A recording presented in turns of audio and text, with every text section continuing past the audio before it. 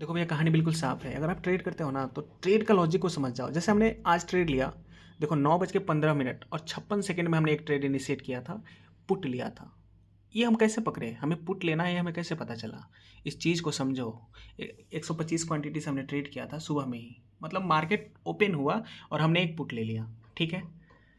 और लास्ट में भी पुट लिया, कब? 14:28। देख रहे हो ना, 14:28-38 सेकेंड पे भी हमने पुट लिया, और यहाँ पे भी पोजीशन हम अपने पोजीशन को काट के प्रॉफिट जनरेट किया। हाँ ठीक है, एक दो में लॉस भी हुआ है, लेकिन अभी देखो हमारा क्या लॉस हो सकता है भैया। पोजीशन देख लो एक बार, ये पोजीशन है, ठीक है। और हमने कितने से ट्रेड किया था? ये 10,000 के करीब जो पैसा दिख रहा है आपको, हमने ट्रेड कितने से किया था? पहले मनी में चले जाओ। हमारे पास कितना पैसा है देखो, 64,248 रुपया, मतलब 50,000 से हमने ट्रेड किया था, ठीक है।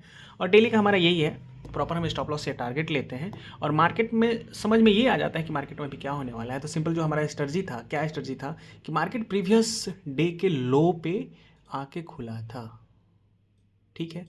तो सिंपल इसका मतलब क्या है? क्या मतलब है कि भाई मार्केट नीचे जाने के लिए तैयार है, लेकिन तैयार है तो क्या है, अगर ऊपर चला जाए तो क्या करोगे?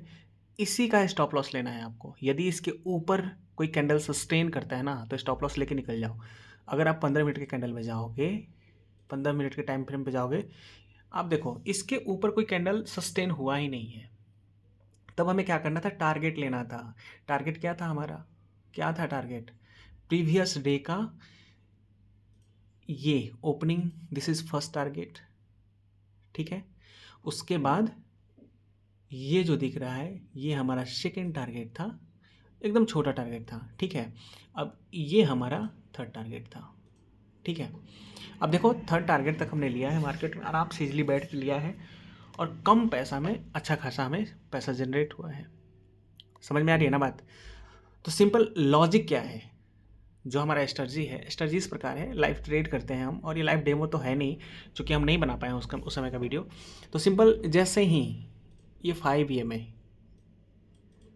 ऊपर से 22 मूविंग एवरेज को काटता है, तो हम ये समझेंगे कि मार्केट नेगेटिव हो सकता है, पहला कंडीशन है। दूसरा कंडीशन ये है कि यदि मार्केट प्रीवियस डे के क्लोजिंग या फिर बिल्कुल प्रीवियस डे का जो लो है उसके नीचे खुलता है, तब भी हम मार्केट को सोचेंगे क्या?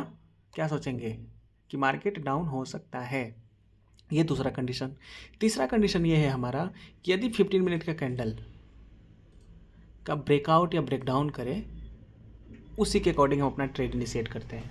ये तीसरा कंडीशन, और तीनों कंडीशन जो फॉलो करता है मार्केट, तो हम अपना एक ट्रेड इनिशिएट करते हैं और अपना टारगेट अकॉर्डिंग टू क्या? अकॉर्डिंग टू क्या? रेजिस्टेंस एंड सपोर्ट अपना हम टारगेट इनिशिएट करते हैं। जब धीरे धीरे चीज़ों को समझना आप शुरू करेंगे, तो आपको इजीली पता चल जाएगा कि हमें टारगेट कहाँ लेना है, स्टॉप लॉस कहाँ लेना है। यदि इसके ऊपर कोई कैंडल सस्टेन होता, तो हमें स्टॉप लॉस लेकर मार्केट से निकल जाते। सिंपल कहानी था, कहानी सिंपल था ना।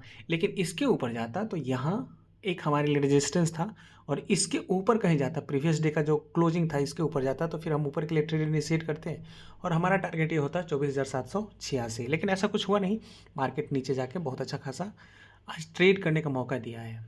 तो भाई यदि आप इस चैनल पर नए हो ना, आ जाओ साथ में मिलकर ट्रेड करेंगे, लाइव ट्रेड करेंगे। तो यदि आप नए हो तो सब्सक्राइब कर लो।